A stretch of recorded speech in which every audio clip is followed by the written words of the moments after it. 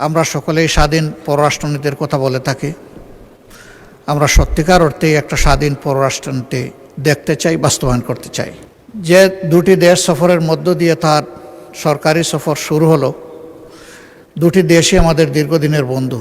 খুবই ভালো হয় স্বচ্ছতা এবং জবাবদিহিতার স্বার্থে, জনগণের স্বার্থে বিদেশের সাথে যতগুলো মৌলিক চুক্তি সম্পাদিত হবে সেগুলাই সংসদে নিয়ে আসা।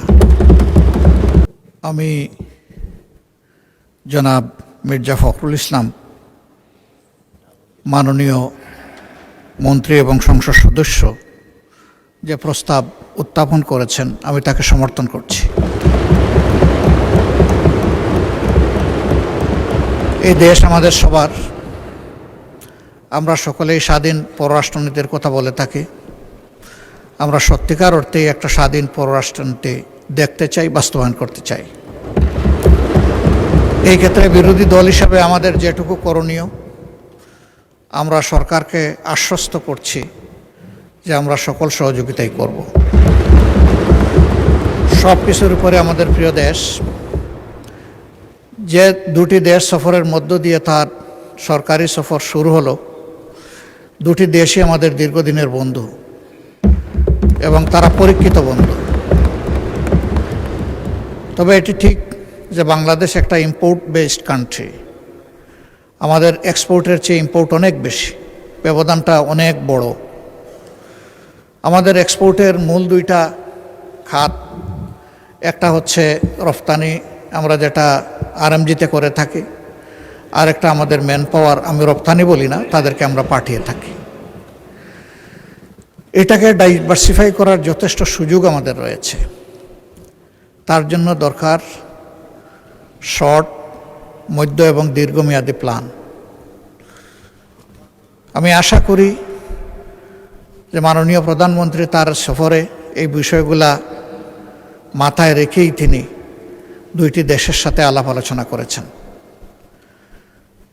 যেহেতু আমরা সংসদীয় গণতন্ত্রের রাজনীতিতে আছি, খুবই ভালো হয় স্বচ্ছতা এবং জবাবদিহিতার স্বার্থে, জনগণের স্বার্থে বিদেশের সাথে যতগুলো মৌলিক চুক্তি সম্পাদিত হবে সেগুলাই সংসদে নিয়ে আসা। এই 350 মানুষই কিন্তু 18 কোটি মানুষ বা 20 কোটি মানুষের প্রতিনিধিত্ব করছেন। তারা যখন জানবেন, তখন এর মধ্য দিয়ে সরকার এবং জনগণের সাথে সেতুবন্ধন তৈরি হবে। এটা আমরা সবাই বলি, সবাই চাই যে আমাদের রিলেশন হবে মিউচুয়াল রেসপেক্ট এবং ইকুইটির ভিত্তিতে।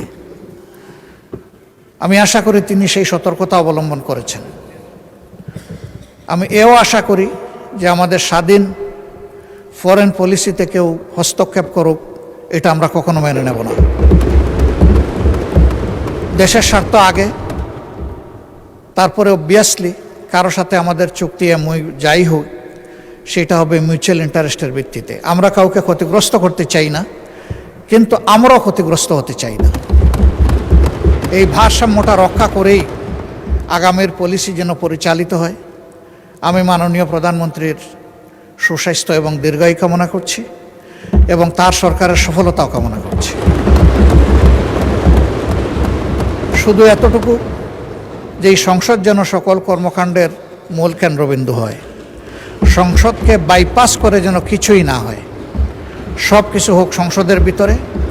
এই সংসদ আলো ছড়াক।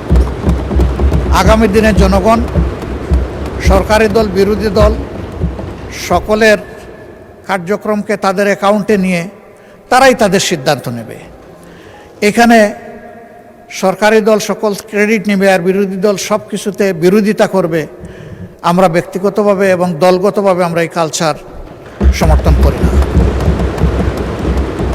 সরকারি দলকেও বিরোধী দলকে সম্মান করতে হবে, আর বিরোধী দলেরও দায়িত্ব থাকবে দেশ গঠনে তার জায়গা থেকে যথাযথ ভূমিকা রাখা।